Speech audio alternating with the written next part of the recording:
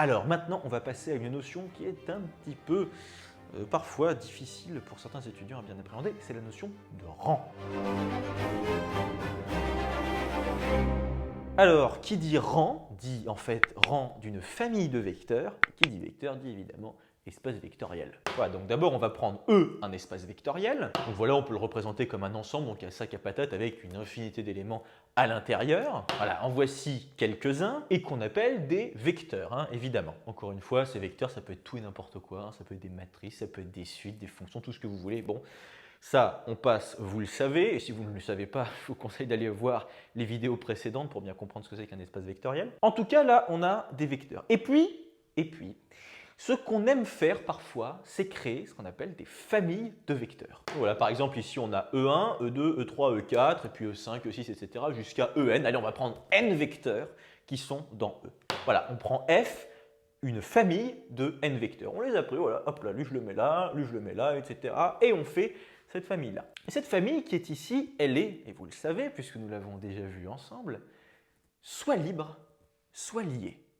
Si elle est liée, ça veut dire que là, on a de la consanguinité. C'est-à-dire qu'en gros, il y a au moins l'un des vecteurs, là, dans la liste qui est ici, qui est en réalité une combinaison linéaire des autres vecteurs de la famille. Par exemple, ça voudrait dire que E2 pourrait s'écrire, par exemple, je ne sais pas, comme 3 fois E1 plus 6 fois En, par exemple. Bon, en tout cas, cette famille, elle est soit libre, soit liée. Et je ne sais pas si vous vous souvenez, mais les familles liées, on n'aime pas trop ça. C'est vraiment le truc, c'est un petit peu chiant. Et la raison pour laquelle c'est chiant, enfin que c'est chiant, c'est un petit peu redondant en réalité, et ben ça arrive au moment où on introduit la notion de vect. Allez voir les vidéos précédentes si vous n'êtes pas à l'aise là-dessus. Hein. Voilà, le moment fatidique, c'est celui-ci, c'est quand on prend vect de E1, E2 jusqu'à En. Alors si vous ne savez pas ce que ça veut dire ça, encore une fois, allez voir les vidéos précédentes, ok. Je vais quand même le redire au cas où. Vect de E1, E2, En, donc c'est-à-dire vect de toute cette famille-là, c'est l'ensemble de toutes les combinaisons linéaires possibles et imaginables que vous pouvez faire avec les vecteurs E1, E2 jusqu'à En. En réalité, c'est aussi l'espace vectoriel engendré par cette famille de vecteurs. Attention, ça n'a mais juste rien à voir avec la famille F qui est ici. Enfin, ça n'a rien à voir. C'est-à-dire que là, vous avez des vecteurs, ok, et vect de cette famille de vecteurs, c'est l'espace vectoriel que vous allez engendrer grâce à cette famille de vecteurs. Par exemple, si je prends une famille de deux vecteurs, par exemple, celui-ci, je dis que je l'appelle E1 et E2, je le prends comme ça. Voilà, E1 et E2, ils sont là. Et bien, la famille E1, E2, c'est simplement, voilà, on les a catalogués ici. E1, c'est lui, E2, c'est lui. E1, E2. OK. Mais vect de E1, E2, alors ça, c'est pas du tout juste E1 et E2 qu'on a compilé. Vect de E1, E2, c'est tout l'espace vectoriel qu'on peut engendrer avec E1 et E2, et en fait, c'est tout le plan. Okay, c'est tout le plan. Et c'est en réalité évidemment l'ensemble de toutes les combinaisons linéaires possibles et imaginables qu'on peut faire avec E1 et E2, parce que par exemple pour atteindre le point qui est là, je peux dire que c'est par exemple 1, 2, allez on va dire 2 fois E1 et plus une fois E2, mais je peux atteindre absolument n'importe quel point du plan, il n'y a pas de problème, grâce à une combinaison linéaire de E1 et de E2. Bref. Et cette famille-là, E1, E2, elle est bien évidemment libre, ça, il n'y a pas de problème. Et donc dans le cas qui est ici, vect de E1, E2, en fait c'est irréductible entre guillemets. Voilà, vect de E1, E2, c'est tout le plan. Et si jamais vous enleviez, par exemple, E2, donc j'enlève ça, vect de E1 tout seul, c'est plus le plan, c'est plus du tout le plan. Vect de E1, qu'est-ce que c'est? C'est l'espace vectoriel que vous pouvez engendrer juste avec E1 tout seul. Et qu'est-ce que c'est vect de E1? C'est juste cette droite-là. Avec E1, vous pouvez simplement générer toute la droite qui va être ici. Si vous enlevez E1 et que vous prenez vect de E2 tout court, vect de E2, c'est simplement que vous allez virer E1, donc vous avez tout simplement juste la droite qui est générée par E2. Voilà, c'est tout. Donc vect de E1, E2, c'est tout le plan. Et c'est, entre guillemets, irréductible. Mais imaginez maintenant qu'on prenne, en plus de E1 et de E2, le vecteur E3 qui est juste ici. Voilà, E3 qui est ici et qui est en réalité, on le voit, une combinaison linéaire de E1 et de E2. Bah oui, parce que c'est à peu près 0,5 fois E2 plus 0,5 fois E1. Et maintenant, qu'est-ce qu'on va faire? On va prendre vect de E1, E2 et on va aussi ajouter E3. Alors là, on remarque quand même une chose, c'est que la famille E1, E2, E3, elle est bien évidemment liée, parce que l'un des vecteurs est combinaison linéaire des autres vecteurs de la famille. Ici, on a dit que c'était E3 qui était combinaison linéaire de E1 et de E2. À vrai dire, on aurait pu faire l'inverse, on aurait très bien pu dire que E1 est une combinaison linéaire de E2 et de E3, et bon, peu importe, c'est pas très important. Ce qui est important de voir, c'est que là, on est quand même face à une famille qui est liée. Et ce qui est quand même assez marrant, c'est que là, vect de E1, E2, E3, qu'est-ce que c'est? C'est encore une fois tout le plan. Ce n'est pas plus qu'avant. C'est-à-dire que là, on a rajouté un vecteur, qui est combinaison linéaire de E1 et de E2, mais il n'apporte rien en réalité. Il n'apporte absolument rien. Ça vient tout simplement du fait que E3 est une combinaison linéaire de E1 et de E2. Et que vect de E1 et E2, c'est justement l'ensemble de toutes les combinaisons linéaires possibles que vous pouvez faire avec E1 et E2. Donc en fait, qu'on ait ou qu'on n'ait pas E3, ça ne change strictement rien à ce qu'est vect de E1, E2, E3 ou vect de E1, E2. C'est dans les deux cas tout simplement tout le plan. Et on aurait carrément pu rajouter d'autres vecteurs. J'aurais pu prendre E4 ici, le rajouter, ça n'aurait pas agrandi entre guillemets le plan ou du coup l'espace vectoriel considéré et engendré par la famille de vecteurs. Et on se souvient, on avait dit dans une vidéo précédente qu'en fait vect de E1, E2, E3, c'est exactement la même chose que tout simplement par exemple vect de E1, E2. On peut tout à fait virer E3. Alors, juste un truc au passage, la famille E1, E2, E3 n'est pas la même famille que E1, E2, évidemment, mais en revanche, l'espace vectoriel engendré par ces trois vecteurs, c'est exactement le même que celui-ci. C'est exactement pareil. Alors, à titre d'exemple, je ne sais pas si je prends le point qui est ici, je dis que c'est une fois 2 fois E3 plus une fois E1, voilà. Mais je peux aussi dire que c'est une fois E2 plus 2 fois E1, par exemple, je ne sais pas. Bon. Et tout ça pour revenir au fait que les familles liées, c'est-à-dire là, E1, E2, E3, en fait, on n'aime pas tellement ça parce que ça encombre, c'est consanguin ce truc-là et c'est.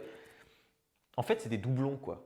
C'est des doublons. E3, c'est un petit doublon qui nous fait un peu suer. C'est-à-dire qu'en fait, c'est superflu. On n'a pas du tout besoin de E3. E3, on s'en bat les steaks. C'est vraiment pas du tout important. Et même pire, c'est que ça parasite presque la vision qu'on va avoir de l'espace vectoriel engendré par ces trois vecteurs. Parce que quand on fait vect de E1, E2, E3, on voit trois vecteurs. Et donc on se dit, il y a trois vecteurs, donc du coup c'est dimension 3, l'espace vectoriel. Eh ben non. Eh ben non. Là, l'espace vectoriel engendré par E1, E2, E3, encore une fois, c'est le plan, il est de dimension 2, parce que E3, on peut le virer et arriver en fait juste ici. Et là arrive la notion de rang. Là arrive la notion de rang. Parce que le rang d'une famille de vecteurs, c'est tout simplement la dimension de vect de cette famille. Là, dans ce cas-là, la dimension de vect de E1, E2, E3, c'est certainement pas 3. C'est certainement pas 3 parce que là, E3, on peut le virer, ok, et on arrive avec de E1, E2. Et là, en revanche, on ne peut pas descendre plus loin. On ne peut pas descendre plus loin parce que, encore une fois, on l'a dit, si on enlève E2, on n'a plus le même espace vectoriel. On n'aurait plus qu'une droite. Okay. Donc la dimension de vect de E1, E2, E3, c'est la même que la dimension du coup que vect de E1, E2, et c'est 2. C'est 2. L'espace vectoriel engendré là, dans tous les cas, ici, c'est le plan, et c'est 2. Okay. Donc dans le cas général, si vous prenez vect d'une famille de vecteurs, okay, et si jamais on en cherche la dimension, donc on va chercher la dimension de ce truc-là, donc de l'espace vectoriel engendré par cette famille-là, c'est ça qu'on cherche, qu'est-ce que ça va être? En fait, ça va être égal au cardinal de la plus grande famille libre contenue dans cette famille de vecteurs. Alors là, j'ai représenté un à un, là, en ligne, tous les vecteurs contenus dans E1, E2 jusqu'à En, donc dans cette famille de vecteurs-là. Imaginons que là, toute cette famille de vecteurs, elle soit liée et que, en fait, tous les vecteurs à partir de E4 jusqu'à En, tout cela, ce sont des combinaisons linéaires de E1, E2, E3. Okay, donc tous les vecteurs qui sont ici, ce sont des vecteurs combinaisons linéaires de E1, E2, E3. Okay, donc là, la famille, elle est liée, évidemment. Et là, ce qu'on va faire, c'est qu'on va, exactement comme ici, vous voyez, on avait supprimé E3, tac, on était passé à E1, E2. Okay, là, ce qu'on va faire, c'est que pareil, on va virer un à un tous les vecteurs qui sont combinaisons linéaires là, de E1, E2, E3 et qui fait que cette famille, elle est liée. Donc voilà, je vire En et là on se dit, est-ce que je suis face à une famille libre ou liée? Encore liée puisque tout cela, là E4 jusqu'à En-1, c'est des combinaisons linéaires de 1, E2, E3. Donc on continue de virer. Je vire. Est-ce qu'on est face à une famille libre ou liée? On est face à une famille liée parce qu'encore une fois, tous les vecteurs de E4 à En-2, ce sont des combinaisons linéaires de 1, 2, 3. Donc on continue, on vire, on est toujours face à une famille liée, etc. On vire, on vire, on vire. Et puis là, on va aussi virer E4. On vire E4. Et là, quand on a viré E4, donc quand on a viré tous ces vecteurs de la famille, on se dit là, qu'est-ce qu'on a maintenant? Là, maintenant, on a une famille qui est libre. Okay, on dit que la famille E1, E2, E3, elle est libre, imaginons. Donc là, on est face à une famille libre.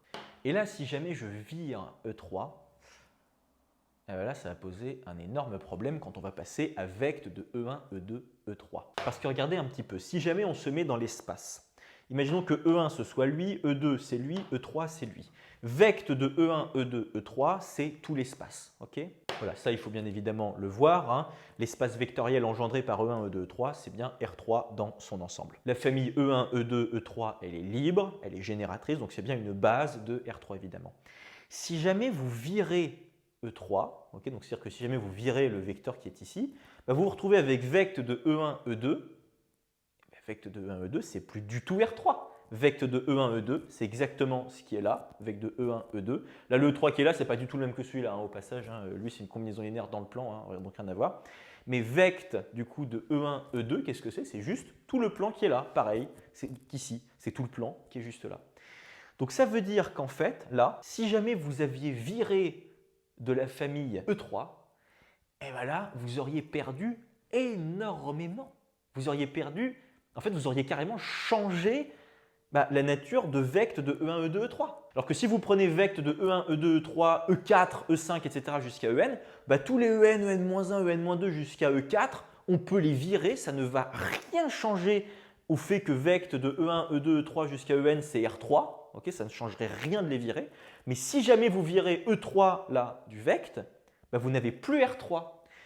Donc on comprend bien que en fait E1, E2, E3, c'est la plus grande famille libre qui est contenue dans la famille E1, E2, E3 jusqu'à En. Et le rang, justement, c'est, comme on l'a dit, c'est la dimension du coup de la plus grande famille libre qui est contenue dans votre famille de vecteurs. Voilà, le rang de f, là, cette famille de vecteurs, c'est la dimension de vecte de f. Donc, c'est-à-dire vecte de E1, E2 jusqu'à En. C'est-à-dire, en fait, donc, comme on l'a dit, la dimension de l'espace vectoriel engendré par toute cette famille de vecteurs.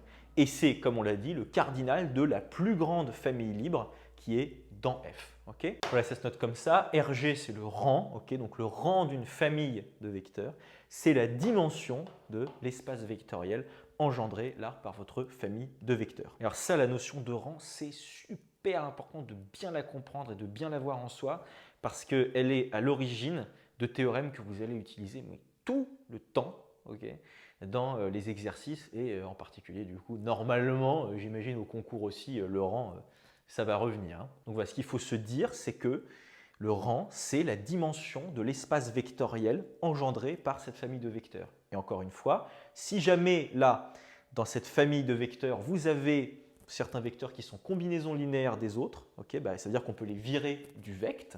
Okay, et après, ça va vous amener comme ça, progressivement, vous les virez, tac, tac, tac, tac, tac, et puis vous allez arriver à un moment donné, ah tiens, à une famille qui est libre. Okay, et puis cette famille libre, vous vous dites, ah bah tiens, on va regarder son cardinal, c'est la plus grande famille libre de f, parce que vous êtes d'accord que si jamais je continue, je peux arriver à la plus petite famille libre de f. Qu'est-ce que c'est? C'est juste, vous avez un seul vecteur, donc on ne va pas aller jusque-là évidemment. Donc ce qu'on fait, c'est qu'on supprime tous les vecteurs qui sont combinaisons linéaires des autres. Donc tant qu'on est en famille liée, on supprime, tac, je vire, tac, je vire, je vire, je vire, et là, tac, je ne peux plus avancer, je ne peux plus supprimer, parce que là, je suis face à une famille libre, je suis face à la plus grande famille libre de f possible. On regarde le cardinal qui est à l'intérieur de cette famille-là, on se dit, tiens, j'ai 1, 2, 3 vecteurs par exemple, on se dit, ah tiens, là c'est bon, je suis à 3 vecteurs. Et bien en fait, c'est la dimension du coup de l'espace vectoriel engendré par la famille de vecteurs. Donc imaginons, je sais pas, on a une famille de 6 vecteurs, ok, on a 6 vecteurs, c'est une famille liée, donc on peut virer le dernier vecteur, voilà, parce que je continue de virer, je vire, voilà, et là j'arrive face à une famille de 3 vecteurs, et là la famille, elle est libre, là, je ne peux plus enlever du coup. Et je regarde, du coup, j'ai 3 vecteurs. Okay. Et donc, la dimension de vecte de ces 3 vecteurs, c'est 3. C'est 3 parce que c'est le cardinal de la plus grande famille libre de f. Et c'est bien, encore une fois, la dimension de l'espace vectoriel engendré par cette famille de vecteurs. Tout ça pour dire que les familles liées, on n'aime pas ça du tout. Hein. Vraiment, c'est quelque chose de très très moche. On préfère largement les familles libres.